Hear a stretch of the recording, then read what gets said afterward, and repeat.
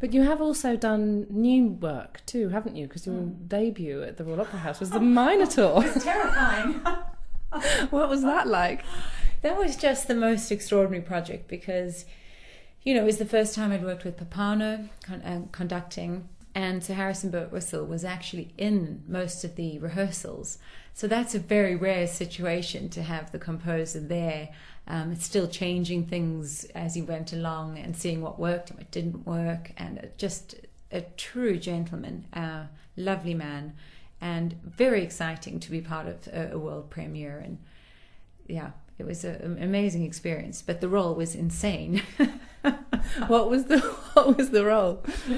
Oh, I was it's hard to describe, but a Kira, most of the time drenched in blood and pulling hearts out of people, and the vocal writing as well was very extreme. It was a short role, but what was there was just, you know, all over the place. Very dramatic. One reviewer said, yes, I would cross the road if I saw her in the daytime. Sounds like quite good practice for Turandot, actually. Yes, I'll bear that in mind. I'll store it in the memory bank. And here is a short extract from The Minotaur, taken from the DVD of the production, courtesy of Opus Arte. Details of how you can get a copy of the DVD are on the website. This is the only recording of Amanda Echalaz available to date.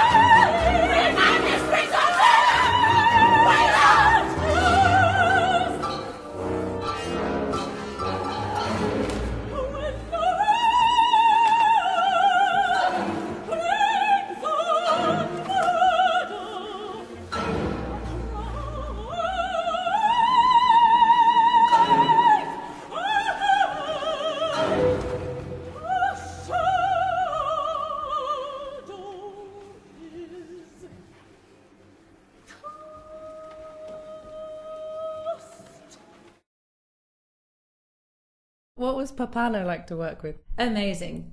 Firstly, he has this incredible energy about him and charisma.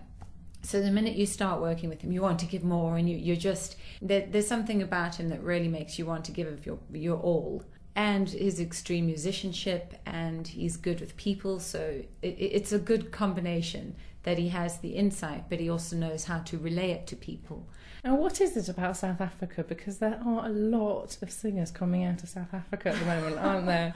There really are. It's quite extraordinary. I just read the article in Opera magazine, and it sort of reeled off all these singers that were coming out of South Africa. You know, there was always a good opera tradition in South Africa, and I think obviously things are changing now, and you're finding this huge wealth of just incredible natural talent there. I think music's always been a huge part of the culture, so I think it's very exciting that it's moving forward like this, and that Cape Town Opera in particular are starting to tour now quite a lot, and it's very exciting for the future of opera in South Africa.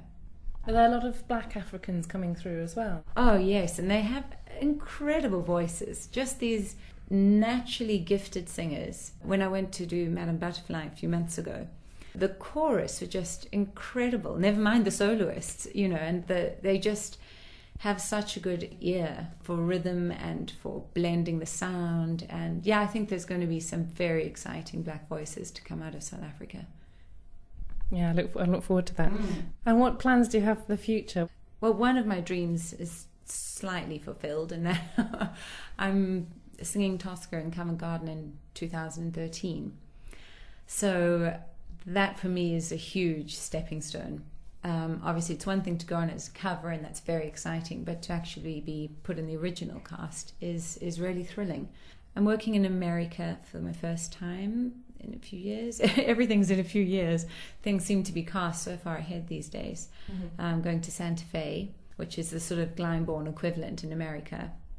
So I'm hoping that through that I'll get to know the scene there more, and I mean, I think a lot of singers would love to sing at the Met. So, you know, I would count my lucky stars if I managed to get there. So the Bastille, I mean, there's so many amazing opera houses that I would love to be able to perform at. But we'll see where things go, you know, one day at a time. Are you excited at singing on the floating stage at Bregenz? Well, fortunately, I'm an extremely good swimmer, so because I just saw in their production of Aida that people were coming out of the water and singing. Really, so yes.